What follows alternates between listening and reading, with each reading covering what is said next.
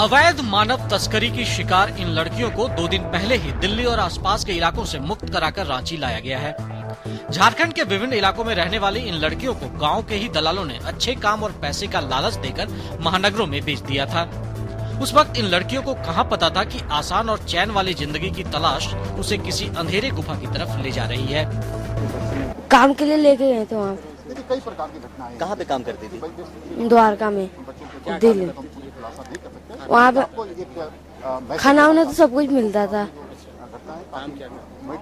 झाड़ू पोछा करते थे, बर्तन करते थे, डस्टिंग करते थे, कपड़े भी धुलते थे, सुखाते थे, उठाते भी। यह सभी जानते हैं कि मानव व्यापार एक जघन्य संगठित अपराध है जो मूलभूत मानवाधिकारों का उल्लंघन करता है। लेकिन तमाम सरकारी प्रयासों के बावजूद झारखंड में यह समस्या सुरसा की तरह मुंह खोले खड़ा है। अवैध मानव व्यापार के खिलाफ काम कर रहे गैर सरकारी संगठनों से जुड़े लोग कहते हैं कि नशीले पदार्थों और हथियारों के अवैध व्यापार के बाद मानव तस्करी सबसे ज्यादा आमदनी वाला व्यवसाय है। यही कारण है कि कई लोग इस अवैध धंधे में शामिल हो रहे हैं। ये बच्चे का कई प्रकार के मानसिक प्रताड़ना भी किए गए हैं और बच्चों के साथ में कई तो ऐसे मामले हैं जिसमें इनके खुद के अपने माता पिता के साथ साथ कुछ ऐसे उनके नियरेस्ट एंड डियरेस्ट जो फैमिली मेंबर हैं उन बच्चों को दलालों के हाथ से बेच दिए। वो एक बहुत ही ऑर्गेनाइज्ड क्राइम है।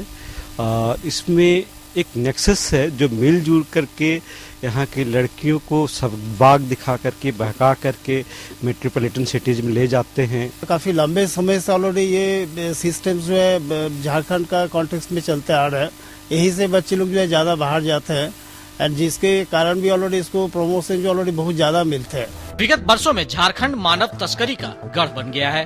एक अध्ययन के अनुसार राज्य में प्रतिवर्ष 18 वर्ष से कम आयु के 50,000 बच्चे, जिनमें 33,000 लड़कियां हैं, दिल्ली तथा अन्य बड़े शहरों के घरेलू कार्यों के लिए तस्करी किए जाते हैं। झारखंड विधानसभा से महज 1 किलोमीटर दूर मैं जिस जगन्नाथपुर कॉलोनी के पास खड़ा हूँ, यहाँ पर आए दिन ह्यूमन ट्रैफिकिंग के मामले सामने आते रहते हैं। झारखंड के बने 14 साल हो गए, लेकिन ये समस्या आज भी झारखंड में जस की तस बनी हुई है। झारखंड में मानव तस्करी की भयावहता का अंदाजा इसी बात से लगाया जा सकता है कि राजधानी रांची से सटे खूंटी में पिछले 1 दशक में 5,000 से ज्यादा लड़कियों को काम के नाम पर बाहर ले जाया गया है।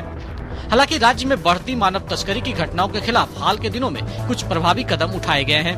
करीब पूरे खूंटी क्षेत्र से करीब 5,000 के आसपास लड़कियां जो है ट्रैफिक की गई है, और जो कि दिल्ली में या आसपास जो NCR हैं उसके आसपास के क्षेत्रों में काम की लगाई गई है।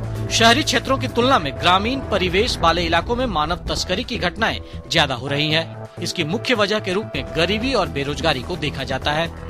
दलाली लोग ले जाते हैं तो पता नहीं लोग कहाँ चालान कर देते हैं कि ये लोग आ भी नहीं सकते हैं गाँव घर वापस। लोग का धान भी नहीं हुआ, खाने 6 महीना भी नहीं होते हैं, और जैसे अभी खूंटी भी काम करने जाते हैं तो कभी मिलता है कभी नहीं मिलता है। झारखंड के ग्रामीण इलाकों से ही नहीं बल्कि शहरी इलाकों से भी मानव तस्करी की घटना सामने आती रहती है।